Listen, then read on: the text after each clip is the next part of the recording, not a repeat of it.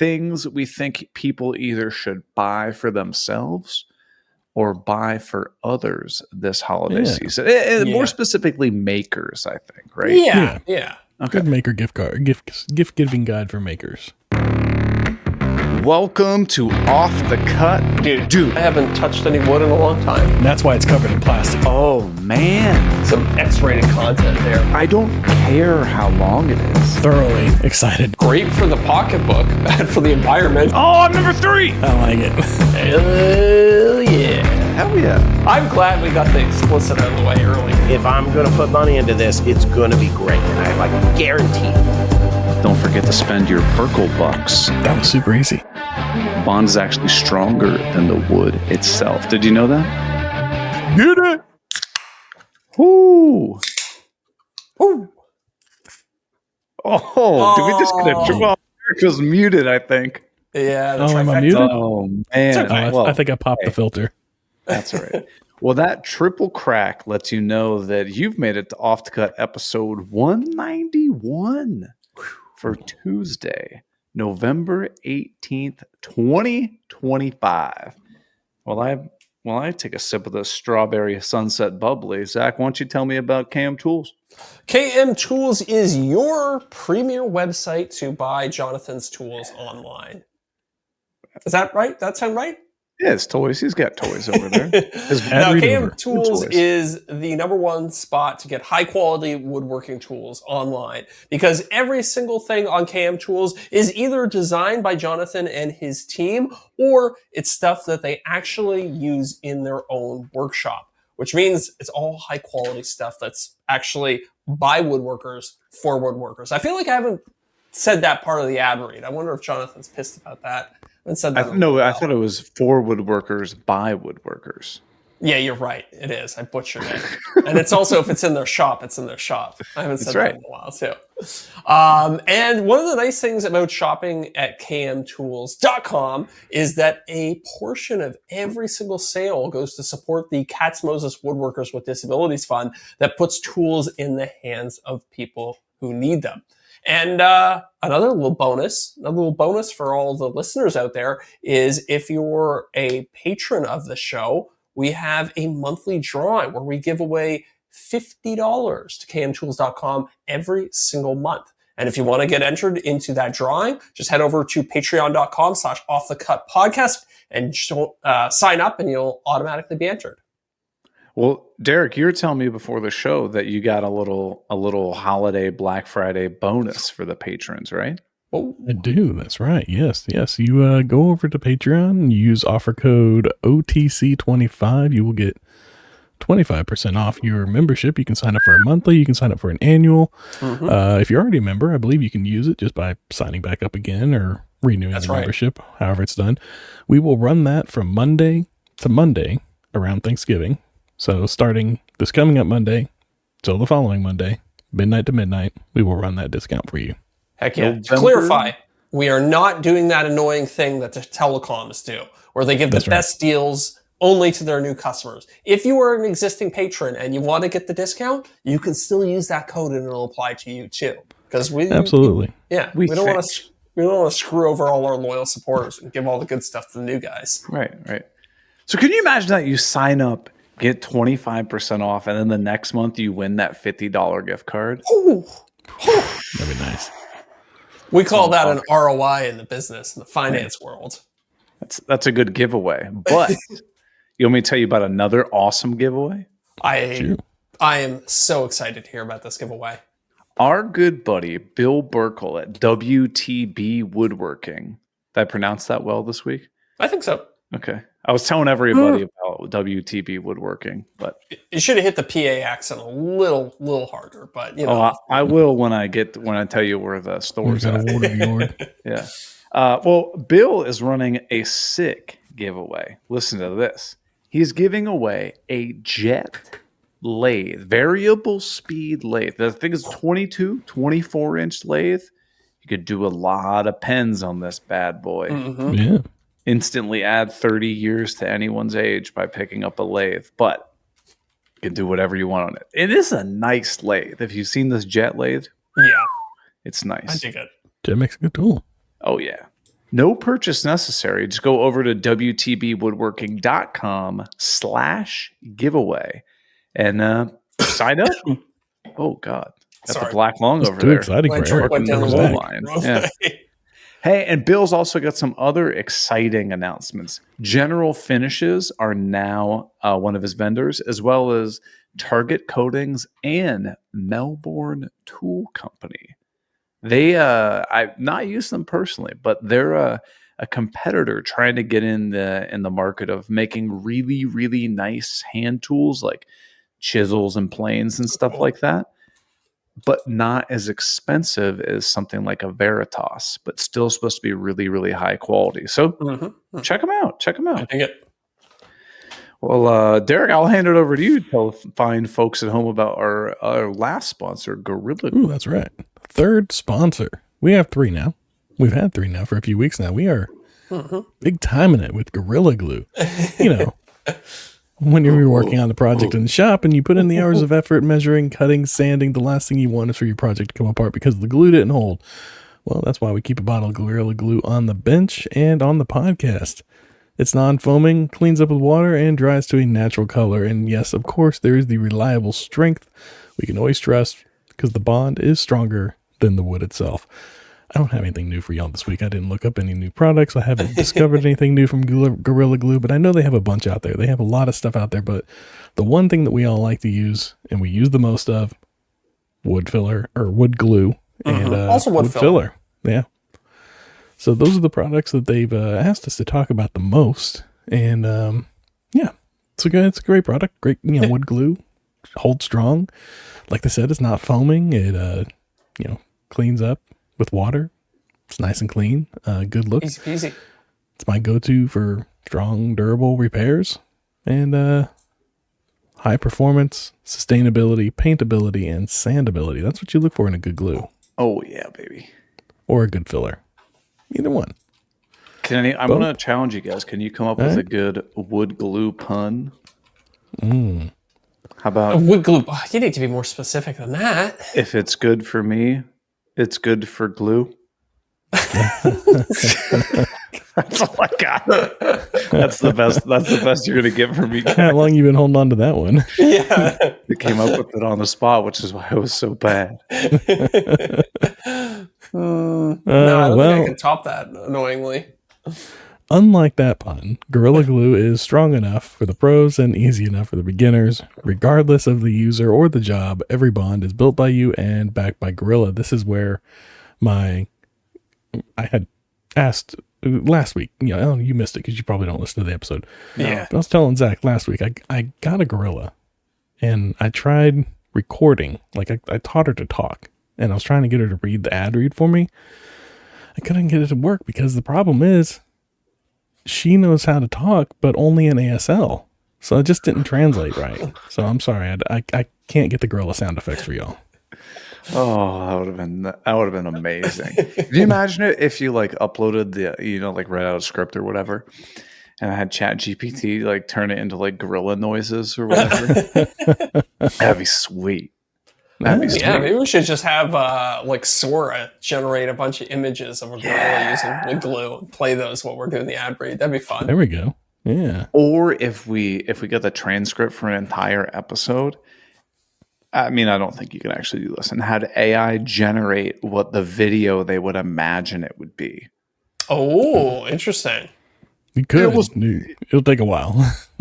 But do you remember back in the early 2000s where comedians would come out with their set? Yeah, it was an anime. I think Dane Cook did a lot of it. Yeah, I do remember that. It'd be like that, but for our podcast. It'd be an animation of what they're imagining us talking about. I can't help but feel like this is a great time to remind people that we do live stream the show. So if you feel like tuning in and actually watching us blab back and forth, you can do that on YouTube. Yeah.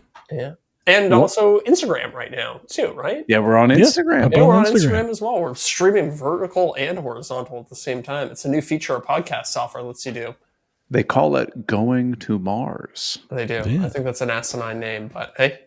Multi-aspect ratio streaming. Well, I think that's their little subtle pun in the fact that, we've never actually been to space. Oh, you think they're moon landing truthers over at what is the company called? StreamYard? Yeah. The next feature they're going to have is the flat Earth feature. Mm-hmm. Mm-hmm. Well, hey, I think, and correct me if I'm wrong. If I am wrong, we'll couch it for next episode or whatever. I think this is the episode we talked about. We wanted to do a little round table and to kind of start with cheap to expensive things we think people either should buy for themselves or buy for others this holiday season. And more specifically, makers, I think, right? Yeah. Okay. Good maker gift giving guide for makers. Okay. What do you say we start out with? I don't know, $20 and under. Oh, we're going to do categories. Okay, I had a theme that I wanted to explore. Please do a theme. By all means, I'm here for a theme. Well, one thing I think that we all share, and a lot of makers share, is that they like a nice, organized tool set. You know what I mean? Like keeping your tools in like the right place and keeping them all kind of neatly organized is a bit of a passion for me, and I feel like a lot of other makers too. Yes. So I've been doing a lot of research lately on different what do you call them? Like toolbox systems? Yes. Like the Milwaukee Packout, I think the DeWalt Tough system. So I was kind of thinking, like, if you have a maker in your life, there's those systems are like endlessly expandable. Yeah. So if you feel like spending a lot of money, you go ahead and get them like the whole Packout system. But if you feel like spending $20, get the like slide-on tumbler holder that goes on the outside of the case. Or Zach's over here giving out Packout. I want to be on his Christmas list. Yeah, no kidding. He got that Packout money. It is funny how there's like different tiers to them. The Packout's definitely one of the more expensive ones. Yeah. I made the mistake of buying not really a mistake. It served me well for a few years. When I first started getting into it, I went to Harbor Freight and bought one of those little fold, the lid pops off of it. It's got the little bins, little dividers that put screws and stuff in it. Mm-hmm. The problem with the cheap ones is the little divider things in them always move. So then screws work themselves underneath all the dividers, and you can't close the lid, or you got to close the lid and it cracks the lid and stuff like that. Or you drop it and it cracks. You don't even have to drop it that far. Yeah, those cheap ones are cheap. Yeah. I'm going to throw this one out there. I don't have like leftover screws and stuff like that. Like I do in the shop, but in my toolbox and stuff like that, like I have drawers for it in the shop, but in my toolbox, no. Because it always gets jumbled up. They always end up all over the place. I've never found a system that's worth actually carrying screws and fasteners around with me. Well, I use a combination of DeWalt's small part storage and the rigid small part storage. And, now, hold on. I gotta stop you because I'm up to my neck, I guess, in toolbox. Do you have the DeWalt T-Stack? Do you have the DeWalt Tough System? Or do you have the Tough System 2.0? Tough System 2.0. Okay. Yeah. I have a couple of old like T-Stacks and a couple of old Tough Systems, just like one or two. But like now, like whenever I go out and shop for something new, I'm definitely looking for 2.0. Yeah. Just because of that nice like compatibility. Although Tough System 1 and 2 are compatible with each other, just not, some of the things backwards. Are, I think. Yeah. Yeah. But see, that's the T-Stack BS. is the worst. I know it is. It's complete BS. Because these systems aren't cheap. Okay, like hypothetically, $2,000 into Tough System 1. Right? Yeah. And then now you're like, okay, I need a bin to hold some screws or whatever like that. And you're like what do you do? Yeah. And now DeWalt even has another one, the Tough System DXL. Oh yeah. What's that? But that one, like the Tough System integrates with that one pretty well. It's larger. It's bigger, Oh, well. Yeah. But like the rigid system, whenever they did the 2.0 on theirs, it was backwards compatible, and it was like I didn't have any issues with backwards compatibility. Yeah. But yeah, I like the small parts for organizing my screws, but they stay on a shelf. It's not like I'm taking them out with me, but I do have I get the smaller ones so that I can put like all drywall screws in one, or I can put all anchors and screws and matching. And you don't find they get all jumbling around? No, they don't never get jumbled around. Like the DeWalt one, and if you get the small parts from DeWalt or rigid or even Packout, they have little cups that go in there that hold all the things, and then the lid closes on top of it and makes a pretty tight seal. So maybe my problem is I've been using the cheap ones my entire life. Maybe you have the divider you can't, wall. You can't get ones with the those dividers, suck. Don't do the divider walls. They're terrible. They're terrible. I've got the Festool, I think they're called like Sys.org ones, and it's like this like I didn't know that. It's like a grid system. So like the container itself has like this like checkerboard pattern on it. And then you can like reorganize the boxes in any configuration that you want to, and they like drop into the little grid system. Oh, okay. But the stupid thing is Festool only makes like 4 different sizes of the boxes. So I just 3D print my own in different sizes and shapes and configurations and stuff like that. Yeah. And it's incredible. See, this is what I was thinking. This also dovetails nicely into what I'm thinking. If you have somebody in your life who's one of these like container people, so you have somebody with a Packout, the $0 option is to just go on Thingiverse or something like that and find a bunch of free things and print them out. Like free little adapters and stuff like that. You don't even have to pay anything outside the filament cost. Yeah. You know, on the subject of storage, if you did want to get a storage thing for somebody as a Christmas gift, right now Lowe's and even Harbor Freight has these little I have one right here. You can kind of see it. The Cobalt? The Cobalt, yeah. It's just like a little 1 foot long, and it's got 2 drawers, and it opens on the top. Okay. Oops. And it's like $20. Stack them? Yeah, you can. Well, I guess you could, but they have a lid, so I don't know that you would necessarily. Oh, want to. right, they open. But it's nice for just a mini toolbox. Yeah, it's a mini toolbox. It's great for if you had a small hobby that you didn't have a lot of stuff for, but you wanted to kind of put it. I got one here for my 3D printer to put all the tools and stuff for the 3D printer. Yeah, so that's $20. Okay. Now, do you guys consider the Sustainer to be one of these toolbox things, or? Yeah. Yeah? Mm-hmm. Okay. I'm going to be honest with you. I don't at all think the Sustainer is the best option. No, because does Sustainer have... Is there even God, I can't speak today. Do any of them have drawers, or are they all just open upwards? Yeah, they have drawers. Oh, okay. I've never seen the drawer one. Yeah, I got a couple of them. They're nice. Okay. The reason I use them is because I have a lot of tools that already came in them.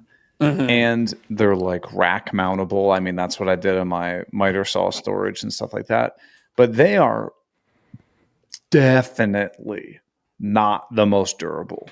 If you drop it, even from waist height, you absolutely will crack it.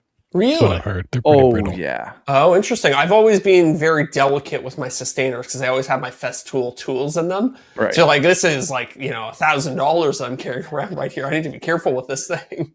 Oh yeah, you'll shatter them. Yeah. Easily. Interesting. Yeah, I think the Festool, the person that's carrying Festool to the job isn't they're not. Handyman, they're not throwing things in the back of their truck and then running over. They're well planned, well thought out, meticulous, if you will. They're not just throwing things around. They're using care they're taking care of their tools. Yeah. If you're looking to just absolutely beat the snot out of something, without a doubt, Milwaukee Packout's your best option. Packout. I've been looking at this other company, and it's not nearly as popular as Tough Built. Yes, exactly. They look really nice, and they look like they might be even more rugged than the Milwaukee ones. Oh, they're not cheap. No, it's premium stuff as well, but it's finding them is actually really tough. They keep They're all over the Lowe's here. Oh, really? Yeah. Okay, because I mean, they have. I want to find their drawer ones, and $220 for the drawers. yeah, but they don't seem to be as widely available. Like they have a bunch of products that they've announced, and they're like on their website, but I can't find them in stock anywhere.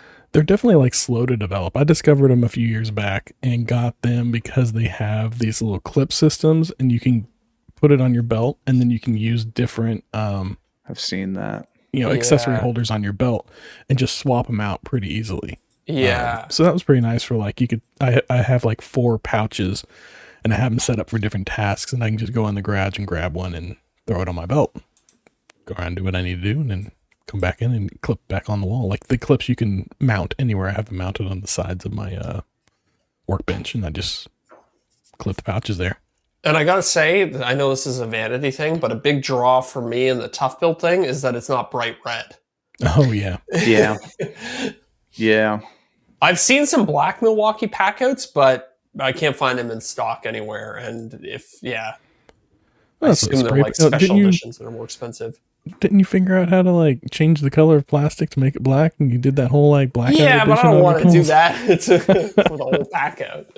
This Tough Built system looks pretty damn nice. It looks nice, right? Like nice. it looks like high quality stuff. And yes, for listeners at home who aren't currently looking at online listings, it's roughly comparable to the same price as a Packout system. Yeah. So it's not cheap, but it's also not like crazy. Well, I mean, it is kind of crazy expensive for a toolbox.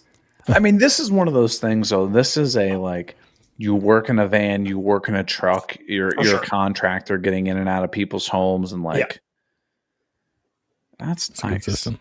Yeah. What I want to do is I want to make, like, a little mobile workstation that I can drag out when I'm working on the car. So it'd be like a tabletop, and then all my wrenches, all my impact guns and stuff like that underneath. That's why you want the drawers. That's why I want the drawers, exactly. I want to be able to, well, the problem with the Packout system is if you want something in the middle or the bottom, you got to completely disassemble the thing. Yeah. So I want something where I have easy access to everything inside of it. So what about going to like, I don't know, Harbor Freight or Princess Auto or whatever, and those little like kind of like Rubbermaid rolling things that have like a shelf, like with a shallow thing on the top and the bottom. You know what I'm talking about? Oh, I know exactly what we're talking about. It's not a tool chest necessarily. No, but it's used a lot in the trades. I think it's like a tool chest cart. I'll figure it out what it's called on Harbor Freight. Yeah, it's just a little like plastic service cart.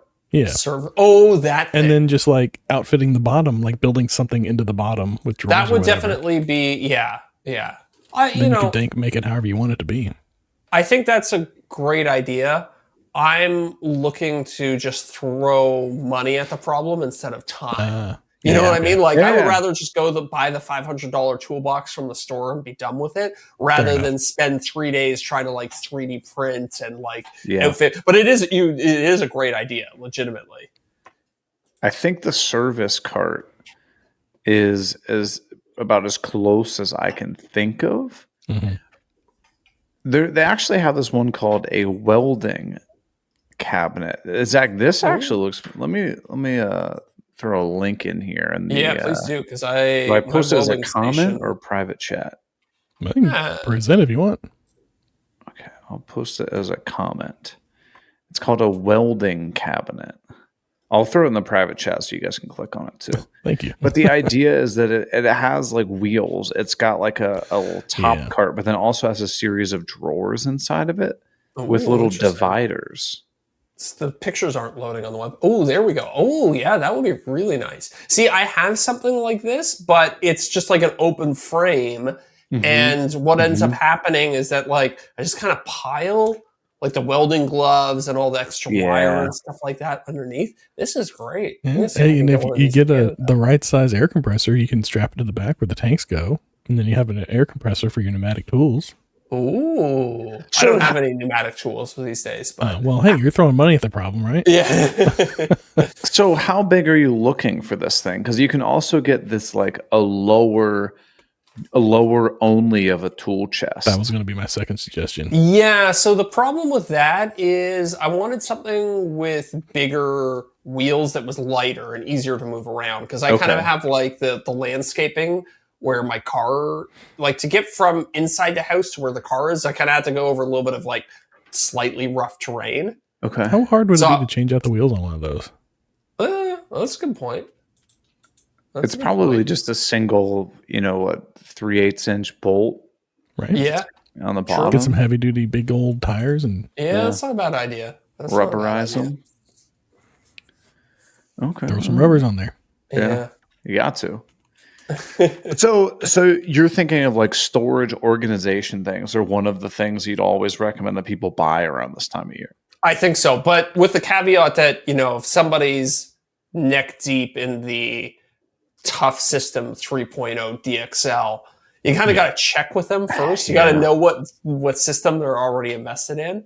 But I think a fun little gift like that could be good the holiday season. Yeah, it's a good idea. Something similar. I know we all love organization, and I this is what I tell everybody. If you know somebody that's in the trades, or like, they're a maker or whatever, I don't care what brand it is. If you get me one of those nice, organized little like clamshell things that has all the different bits and stuff in it, I'm always happy to have more of those. Yes. And I don't care what brand it is. You give me the Ryobi one, you give me the Milwaukee, I don't care. They're going to get used. It's a bit, right? Yeah. Right. I'll use it till it breaks either way. Right. Yeah, exactly. Yeah, a good bit set is actually always appreciated. And kind of along the same lines, I remember, Eric, one year at Workbench, you got me that like high-end magnetic fest tool. Yeah, like the locking one or whatever. Yeah, like that was, I don't know how much that was. I assume, somewhere between $20 and $50, maybe closer to 50 because it's fest tool. Yeah, I think it was like $30, $40. But like that was a nice little gift, and I could see a lot of people appreciating something like that. Yeah, something like but that. Then didn't you guys tell me? Didn't you tell me it doesn't work for all the bit tips? It only works for specific ones. I haven't had an issue with it. I've been able to put in my DeWalt ones with that. Yeah, I've been able to put in my DeWalt ones too. Okay, yeah, I think it works for most. I'm trying to remember if I ever had an issue where it didn't work with something. Yeah, but I like it because it's a really strong magnet and it locks. Yes. Yeah. Because when you have those little like the 1-inch tips, you put it in the magnetic thing, you drive a screw in, and half the time you go to pull your impact away, and it's stuck in the screw. Yeah, infuriates me. Locking bit holder. I know Festool makes one, and I know a lot of other brands have. I got several DeWalt ones, and they always jammed on me, like the locking mechanism. Yeah, a lot of them, especially if you use them in an impact gun. I think the impact motion screws with the locking mechanism. Yeah. So you basically can't get the tip out of it. But I've not had that with the Festool one. And I actually think Wera, Wera, I think they're actually the ones who make that tip. Really? Yeah. Good tip. Speaking of Wera, they have a lot of really nice like tool sets. Like if you're looking for like Allen keys and stuff like that. Go ahead. Just the older I get, the more I appreciate a good complete tool set. I know. You give me like a complete set of metric wrenches or something like that, and like nice high quality tools. I'm like, ooh, yeah, nice. Start poking around on the Wera website. I'm currently looking at it right now. It's not cheap. Like, they got nice stuff though. That's okay. Like, buy once, cry once, or whatever. Yeah. Like all their Allen keys are like the ball head. Ooh, and they've got they're color coded. They even come with like a foam insert and stuff like that. It's they got nice. a little Torx key set. Yeah. Now that we're talking about like hand tools and tool sets and stuff like that, if you have access to somebody's garage or their tools and you can swipe them without them noticing, maybe take their set of wrenches or chisels or something like that and have their name engraved on them. Oh, get personalized. Personalized, yeah. Hey, speaking of roller chests or whatever, I found one on Wera. I was just looking. You just about to say that? Did you know how much? Does it show how much this thing is on your site? No. but it can't It be is, cheap. well, I know in Canadian dollars, it's 5,600. What? Yeah. Yeah. I'm You trying could to do the buy math. Wow. 10 Milwaukee Packout systems for this. Although I guess maybe this comes, it says 94 piece. So does that mean it's already like loaded up with tools? Maybe. Yeah, it looks like it looks like it comes completely filled with all their hand tools. Oh, wow. Okay. That makes more sense then. That makes more sense. That's actually how I got on the Milwaukee Packout thing in the first place. I saw like an Instagram ad. They're like, Milwaukee now has a Packout set, and it just has every mechanics tool. And it was like every nice. wrench, every ratchet, impacts, all these things. I was like, oh, that's sweet. Maybe I'll get that for myself. And then I looked it up, and it was like $6,000. I was like, okay, no way. It's a write-off. I'm out. Hey, you didn't say how much money you wanted to throw at the problem. Yeah, well, I have my limits. All right, so what's your next category? What are you thinking next? Did you have any categories, Zach? No, I really only had the one category. There's organization. Organizational things. Okay. All right, well, let's go back to the $20 limit one. What do you got there? Okay. I will always take now I know this is going to be weird. Sharpies. Ooh. Like I know, I get the Milwaukee ones at Home Depot, but they're just such a Sharpies, dude. I use those for so many things. Yeah, true. And they're so cheap that like it doesn't matter. Like yeah, I can write it on wood. I can write anything. I really only have use for 2 Sharpie colors: the black and then the silver. Yeah. Oh, really? I figure between those 2 colors, you have all your bases are covered. Yeah. Because sometimes you go to use the black on like a black piece of plastic, and you're like, "Where the hell's my mark?" Yeah. Would you be mad if somebody got you a tape measure, or would you be like, "I don't need one of these"? If it was a nice one, like a primo tape measure, Okay. Like that one that you did the ads for a little while ago. Somebody got me that. I'm like, all right, that's pretty cool. Yeah. But if you give me like a run of the mill, like there's Stanley. like cheap tape measures. Don't do one of those. You get like 100-foot Harbor Freight special. Yeah, exactly. The cracks when you let the tape retract on it. Carry this beast, but like around. Again, like a nice, I don't know. I'm trying to think of like a nice tape measure brand. But like, I don't know, DeWalt, Milwaukee or something like that. You get like one of their nicer tapes. I'd be excited about that. Yeah. You just go on Amazon and get the fast caps for like $8. That's a great present. Yeah, everybody talks about those. I've never used them. Really? The only tape measures I have, I don't know. I got in some PR kit. Oh, okay. They're really cheap. They're just like a foot tape though. It's annoying. The fast cap is like $30 in Canada. I don't know who said it or where I saw it because it was a few years back. But somebody said on something, one of their tips was you get tape measures, buy like 5 or 10 of them for your shop. Yeah, just put them everywhere and get them all identical ones so that there's no deviation between the measurements. Yeah. And so I went through and I replaced all mine with the fast cap ones. The problem is they wear, and the measurement gets thrown off as they wear. But still, that's not as bad as like sometimes whenever you go from like a Stanley to a DeWalt or something like that. There'll be quite the discrepancy sometimes. Yeah, definitely. I also wouldn't mind somebody getting me more safety glasses. Safety glasses, yeah. Good, nice safety glasses. If somebody got me a pair of safety glasses with like, I don't know if they even make this, but like a glass lens or like a hard scratch-resistant lens. Ooh, yeah. They would be a hero of mine. Like a premium safety glasses or something. Yeah, I think, because lots of makers have all the tools. You know what I mean? Like we all have like, I don't know. I'm sure I own 10 pairs of safety glasses. Most of them suck. Or they're scratched all. Or they're scratched and like you just kind of, there's certain things that you just like make do with. You're like, I have it. I'm not going to go buy another pair of safety glasses. And I have this pair that's scratched and I can barely see out of them. You know what I mean?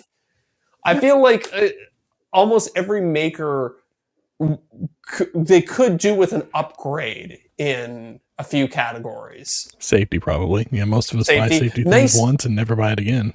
Again, to go with your like a nice like pencil, like a marking pencil. Mm-hmm. Yeah, like a high quality one.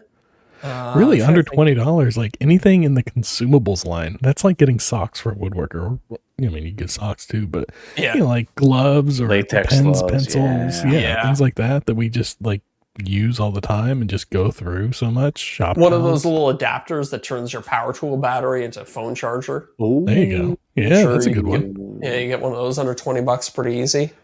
Yeah, or the ones that turn it into a straight up plug if you got big enough batteries. True. Operate as something you plug in. So I'm trying to think of, and maybe you guys can help me brainstorm this. What made me think of this was bit tips. What's something in the shop that wears out that you get annoyed, but you're not going to go out and buy new ones? So bit tips are perfect. Yeah. Like they start camming out. Hole saws. Oh, yeah. Because it's like a frog in water. It wears down so slowly that you don't really notice how bad it is until you've been using it so long. I mean, basically any consumable, really. Blades. Yeah, like your saw blades. You don't realize how bad they are until you replace it, and then you're like, "Oh man, why was I using this blade for the last 3 months or whatever?" Yeah. If you can get your hands on some liquid gold Johnson's paste waxed, I don't think they've made that in a while. You see that at a garage sale, you buy it. Oh, I got one. Okay. One of those, I believe Bora is the brand that makes them. The Bora like wood racks. Oh, yeah, that's a good wood one. racks. That's a good gift. Yeah, I mean, again, kind of like the storagey solutions, right? Yeah. That's a good one. What else? Are we still in the $20? Let's bump it up to 75 or 100. Okay. You know what you could get somebody for less than $75 as a gift? A year to our Patreon membership. Oh. Especially if you use that new discount, OTC25. You get 25% off. Eric, you dog. Get that for the Grinch on your list. Somebody you really want to. That's like, don't get them a thing of coal, a little briquette of coal off the cut. Patreon's membership. What about this? Let me know. Well, I feel like there's a few things in that kind of $75 range. Maybe like a nice work light. Ooh, yeah, that's a good one. With your like, not the cheap base one, but like one of the, because all the brands have one that's kind of crappy, and then they have some good ones a little further up the product stack. I feel like that's good.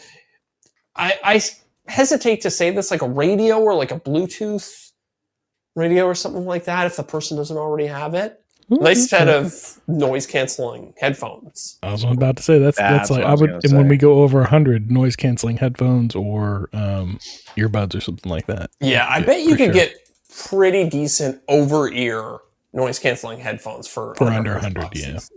Oh, yeah, especially like Bluetooth or something. Yeah, it's whenever you go to the earbuds, the earbuds tip it over 100. But yeah, if you're going with just cans, you can get it for under 100 for sure. Now, let me get your guys' thoughts on this one. A nice little headlamp. Would you be excited about that? Oh yeah. The headlamp is something I would never go buy. I've got a couple free ones from Harbor Freight and I lose them. Yeah. But then there's sometimes where I really want them. Yeah, I think it's maybe not so much a thing when you're working in the shop, but definitely doing like home repair. You're working in a basement, you're trying to, I don't know, patch some drywall or fix a pipe or something like that. You got to cut the power to replace an outlet. Yeah. Yeah, true. Yeah, I got a flashlight. It's like a pen light, but it always dies. So I would much rather have a headlamp, but make sure it's rechargeable. Like spend the money, get like a nice USB-C rechargeable headlamp. Absolutely. Yeah. And if it's somebody that wears a hat all the time, get the one that clips on the hat. So the hat brim one, yeah. Go ahead. I was going to say, this is going to blow the budget, but watch has a built-in flashlight. Oh, wow. And I use dog all the time. It is one of my favorite things I own. Something's going on with your mic for a second. Yeah. Oh, really? It was weird. Okay, now you sound fine. Yeah, maybe when you moved your arm, it was like muffled on your neck or something. Maybe it was. You're good now. It was being a little weird on me earlier. That's What if good. this mic is dying? Hey, I got one that's kind of similar. I don't know if you guys. I use it all the time, but I don't wear it, but I should. It is. I'll drop a dust link. mask. Oh, no, that's absurd.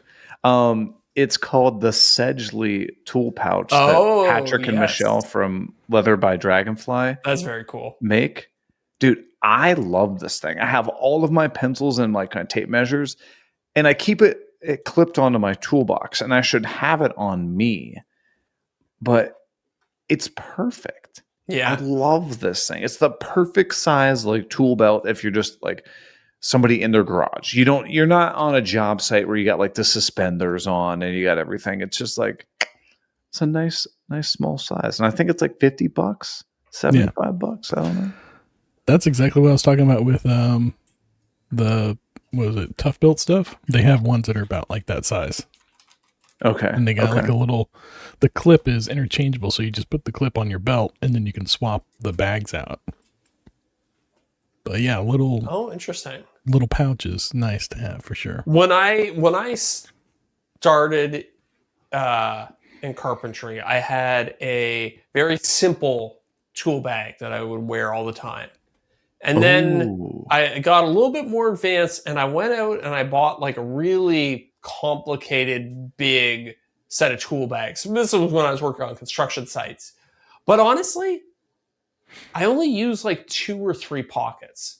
So I think a nice simple tool belt is kind of the sweet spot. Okay. Yeah. Okay. I often find myself like, why am I putting on this big tool belt when I could just wear a much simpler one? Okay. Yeah, if I'm wearing one, I want it to hold the measuring tape, my utility knife, a pen, a pencil, and maybe a screwdriver. Yeah. But maybe a bag for screws if you're firing a lot of screws. Yeah, that's usually a separate thing if I want that. Oh, interesting. Okay. Because I don't need the measuring tape and a bag of screws. Like, when are you measuring, marking, and using screws all at the same time? Usually you've gone through and measured and marked, and then you're going to follow it up with, like, screwing later. Screwing things in, yeah. It's kind of assembly style. Okay. But that just may be me. I tend to look at my projects in more of like an assembly line manner than anything else. Yeah. I get you. I got one. Okay. But I think this is going to be a tough sell. Okay. An ultrasonic cleaner. Ooh, okay. I mean, to the man who needs one, that is a very attractive gift. But router bits, drill bits, saw blades. Yeah. But I also understand it's kind of one of these things where you're almost like bridging new tech. Like if I gave this to my dad, he'd be like, I'm not going to use this. 100%. You need to know you want an ultrasonic cleaner, and at that point, you probably already have one. Right. Did you ever find one big enough to do blades? Like, I know you said you had a small one for bits and stuff like that, but for saw blades, did you find one? I can do about a quarter of a blade at a time, and for me, that's fine. Oh, okay. So you just dip and rotate. Yeah. How long does it take to do a quarter of the blade? I don't know. I leave it in like 10 minutes usually. Yeah. And I got the one that heats up too. So it heats the water up to like 50 degrees, I think, 40 or 50 degrees. That's handy. That's pretty nice. Helps get the junk off faster.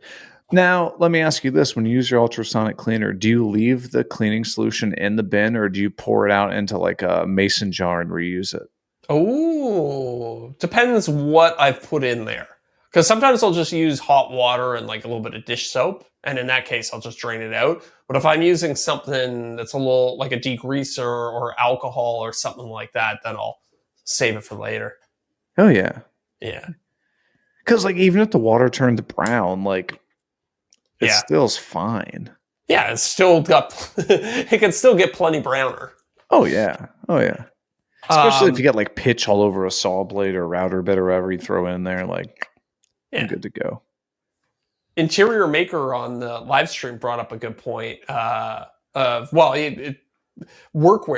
What about a nice set of like, purpose-made carpenter pants or something like that? Because usually those have a bunch of tool pockets in them and stuff. Yeah. Or a vest or what is it? The apron? Like an apron? Yeah, I can't cells? bring myself to wear an apron. It's too dorky for me. I have one, and I only wear it when I'm putting finish on stuff, and I try to put it on when I use glue, because I always manage to ruin my favorite t-shirts. Yeah, I only ever wear clothes that I don't care about in the shop. Yeah. Learn that lesson pretty quick. Yeah. Yeah, it's something about the apron. I can't bring myself to do it. For me, it's the heat. Like, it gets too hot. I run really hot, and then wearing like a quarter inch or an eighth of an inch of leather on top of my body, just like it gets really, really hot. Yeah. So like, I mean, I never wear workwear, but it's also because I'm not on a job site. I'm not out building the house and stuff like that. You know what I mean? Like, like a nice pair of carpenter's pants. I don't have a good set of carpenter's pants. Pretty sick, man. You should try. I mean, I'm sure, but my thing is like, I mean, in 90% of my videos, I'm wearing shorts, flip flops, or jeans. I gotta start wearing flip flops in the shop. Yeah. Crocs. Yeah. Yeah, like they have work pants that look, I don't know. I have like blue ones. They look like a pair of jeans from 20 feet away. Yeah. But they've just got a whole bunch of pockets down the side that you can put your pencil and your knife in and stuff like that. Are they loud? Like, have you seen they don't swish, if that's what you're asking. Yeah, you've heard I'm not even say Steen. You've heard the pants that Keith wears, right? Yes, you can hear him from a mile away. Yeah. Sounds like a patient on a ventilator when he walks into a room. All right, now I want to go into your daddy Warbucks over here. Money's no object territory. Money's no object. I'm going to start it off. Okay. All right. If you have a maker, a creative person in your life, I know we bring this up all the time, buy him a 3D printer. Yeah. But a good one, not a crappy one. Yeah. If you're willing to spend like $1,000, get them one of the Bambus, get like the P2S with the AMS combo, and just absolutely blow their mind. Be like, trust me, you're gonna like this. Right. Yeah. I mean, just starting out, searching the maker world and finding things on there and printing them. Yeah. You get hooked pretty quick. Yeah. All right. It's kind of crazy how quickly I went from I'm just going to download things off Maker World and print them out myself to I have to learn 3D modeling so I can start making my own stuff. It didn't take that long to happen. Now I'll go on Maker World and see, like, if it's something like, like around the house, I was like, oh, great. I can print off some like little ghosts and pumpkins and stuff like that for like little decorations that are going to cost me like 70 cents as opposed to spending $15 to buy it at the store. Mm-hmm. I'll go on Maker World. But if I'm trying to solve a problem, sometimes I'll go on Maker World to kind of get an idea of like how someone's designed something. And I'm like, all right. Oh, interesting. But that's a piss poor design. I'm going to take that as inspiration though. Yeah. Oh God. Yeah. Yeah. There's a lot of hot garbage on there. Yes. A lot of hot garbage. Yeah. Going on there for inspiration is something that I don't normally do, but maybe I should start doing it because you can very easily go on there and like find something that's 50 to 75% of the way to what you want and then just modify it. Or it just like is a big hunk of plastic. It's like, that solves it, but like you could have done that a lot more efficiently. Yeah, you could get rid of half this plastic and it would still be just as functional. Yeah. Apparently if you go on there, you can upload designs and then people can like vote on it. And if you get enough votes, then like Bambu like pays you in gift cards or something. Yeah, my friend was saying that he made some like real simple like cable clip or something like that, and he put it up there. And he's like, it became pretty popular, and he's like, now I just get free filament. Yeah, yeah, that's cool. They give you like whenever you download a model, you get credits that you can then give to creators that if you like their model. And then they collect the credits and then it's pretty cool little ecosystem that I honestly haven't used nearly as much as I should. Oh, is that when I hit this boost button? Yeah. That's it, the boost. Oh. Never used But they it. expire. Like you get them and then they expire, I think, like 30 days after you get them. Oh, do they really? I didn't know that part. Because I'll get emails all the time. It's like, hey, your boosts are about to expire. You should use them. I'm like, oh, well, doesn't really give me anything.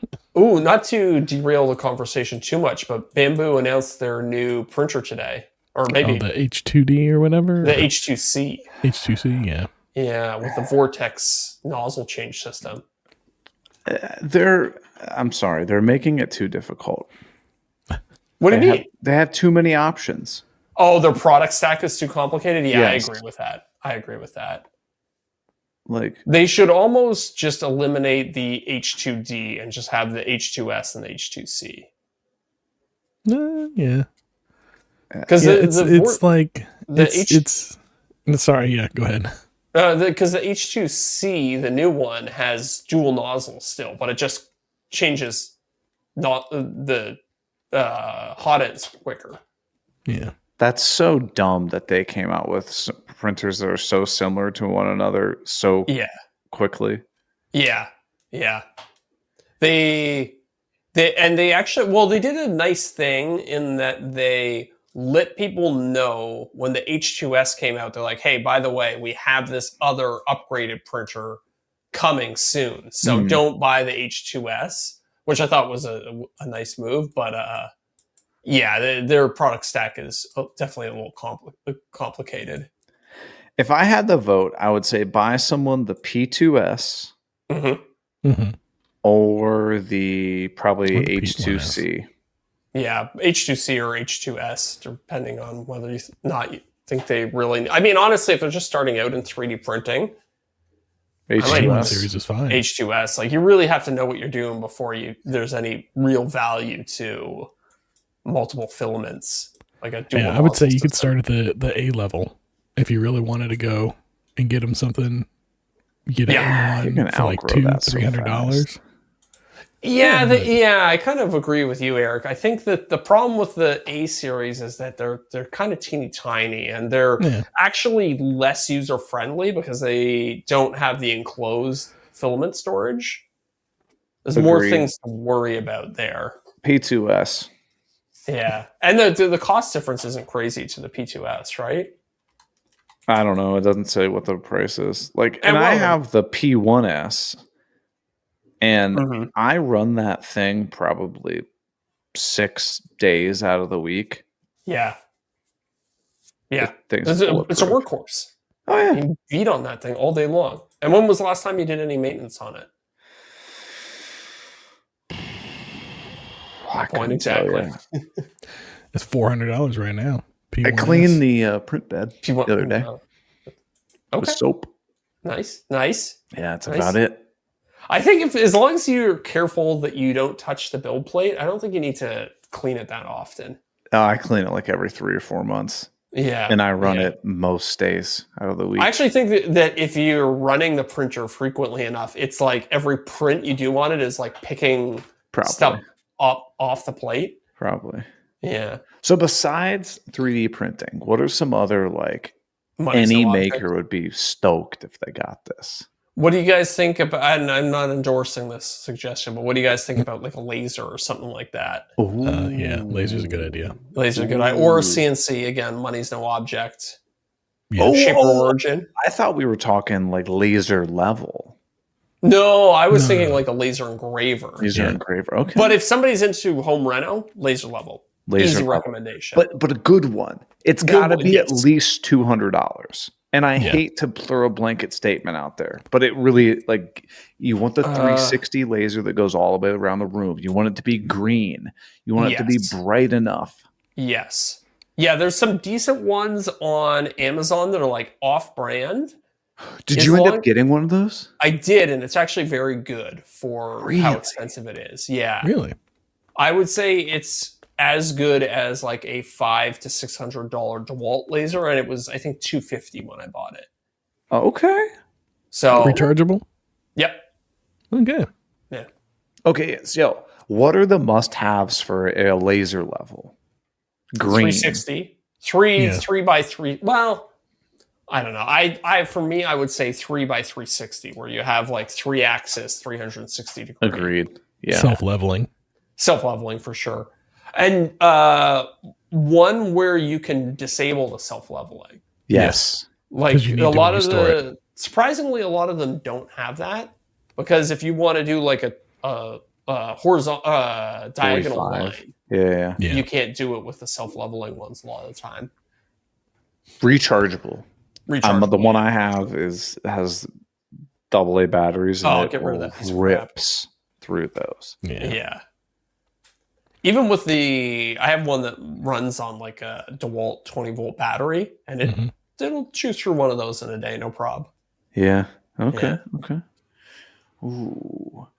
So you're saying laser cutter, laser engraver? How big are we talking? Like one of like the X tool one size? Yeah. I was thinking one of the X tool ones. Yeah. You I think you're the only guy here who has one, so I love it. I just need a better solution, because when I use it, I have to run it's in my basement. Yeah. I have to run the pipe into like, you got one of those little like 8x4 like access windows that I don't even know why it's there, but in the basement. Evac. Safety. And is that what it is? Yeah.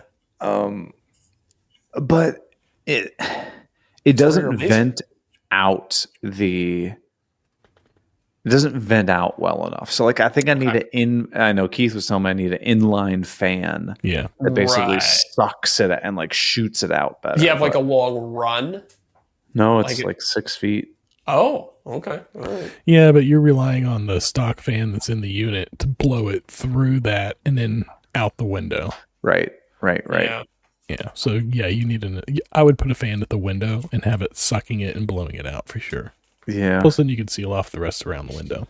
Yeah, but the thing is, I use it so infrequently that I'm like, I don't want to like set it. It's more of like, hey, when I turn it on, it's absolutely, for me, it's one of those tools that it's not permanently set up. So I kind of like go out of my way to not use it. Mm-hmm. You know what I mean? Do you have a washer and dryer down there? No. Washer dryer's on the first floor. Come on, did you see the video where he redid his laundry room? Huh? Did you see the video where he redid his laundry room? No, I don't watch his videos. No one does. I'd like to. Could somebody watch your videos and then know the layout of your house based off of your videos? I don't think they could. No, no, not unless you knew everybody's room. Yeah. I think like even like my workshop is just like a long rectangular thing, and I've had people who have seen my videos come to my workshop and be like, "What the hell? I didn't think that was over there. I thought it's like." Right. Yeah. I think it's really hard to actually orient yourself in somebody's home based on just videos alone. Yeah. Unless they're always shooting from like the same angles or something. Yeah. Nice and wide. All right, Derek, what's your money's no object you're getting somebody this? Well, I mean, y'all kind of took the good ones. You got the 3D printer and you got the laser engraver and the CNC. So what else is left? I guess, put a table saw on my Christmas list. Ooh. Yeah. Yeah, nice table saw. Nice SawStop. Nobody's gonna complain about that. No. Yeah, SawStop. Oh, did y'all see the video the guy did for SawStop where he actually like put his finger into the SawStop blade and stopped it with his finger? No. Wow. Yeah. What's his name? Matt something. Matt Easel, something like that. Interesting. Yeah, he did a video where he tested the saw. Like he was going to be sponsored by SawStop, and he did this whole video about him putting his finger into the blade and then realized that they don't allow that in their sponsored videos. So he ended up just putting it out anyways. Wow. Well, let me ask you, if you're going to test that, what finger would you use? Oh, that's a good question. Left hand. Like. Yeah, it's got to be the left hand. Ring finger? Pinky. I might go pinky. I think the pinky's underrated. Yeah, the pinky is stability when you're gripping things a lot of time. I might go middle finger. Middle finger, absolutely, because if it does get taken off, or if you lose a little bit on the tip, at least you can show people, and it's an interesting story. True, and the middle finger's got length to spare. Yeah, it's true. I knew a guy that was missing his ring finger on his right side, just from the first knuckle up, like the tip of his finger, that last knuckle on. I knew a guy who took rather large section out of 3 of his fingers with a dado blade. Ooh. Yeah. Wow. Just like straight across? Straight, basically straight through. Wow. I'm surprised they didn't pull him in a little more. Well, they did. Well, he got it on one finger and it pulled. And then it pulled the rest of them across. Yeah. Wow. Yeah. I think I'd lose my ring finger. It'd definitely be on the left. Yeah. Well, assuming, you're right-handed, right? Right. Non-dominant hand, we should say, probably. And I Googled it, which finger is the least important. And Yeah. it says that most people think the pinky is the least important as it contributes the least to grip strength and is less used. However, study shows the pinky's contribution to overall grip strength is actually significant. Yeah, okay. All right. I guess it's like your big toe. It gives you a little support or stability. Yeah. Now, which toe would you put into the blade if you had to choose? Pinky. I think this is actually an easy one, especially for a certain type of person. Oh, okay. Big toe? Well, no, if you're the person who has the second toe is bigger than the big toe. Oh, yeah. Yeah, you throw that bad boy in the saw blade and you get a little symmetry going on in your line. Yeah. Sometimes I think about taking it off. It's funny how often that just gets hit by stuff because it sticks out just a little further. Mm-hmm. We could start to spin off another podcast called Toe Talk. Toe Talk. That's going to be the lead into the after show. Yeah, I'm in for that. Well, speaking of after show. Yeah. It is that time. It is that time to head over. So make sure you buy everybody on your list all the gifts that we talk about. Yeah, don't skimp on it. Don't be cheap. Do you have a discount code for Bambu if they... If you go to my latest video and click any of the links, that would be greatly appreciated. But I don't have a discount code. It's just, I will just get a small kickback. I got to remember that when I buy stuff to just go click on someone's video. Yeah. Does Well, don't Bambu you use do your own? I discount thought you codes? had one. Yeah, I did use my own for a while and it stopped working. Oh. They caught on. Although they switched over to a different thing now. It's like A-Win. Yeah, A-Win's terrible. That's all bad. They're all bad. They all suck. But what doesn't suck is going over to patreon.com/softcut podcast and signing up to become a new patron with the Black Friday code we're running, OTC25. That's right. Starting on Monday. All right. Oh, yeah. All right. Sign up. You'll get access to the after show, the bonus show that we do every week, the Discord, tons of other perks. Being entered to win the $50 gift card to KM Tools. Yeah. And call your name out. Get your name called out. And you can even join BYOC, which that's right, next week. Next week.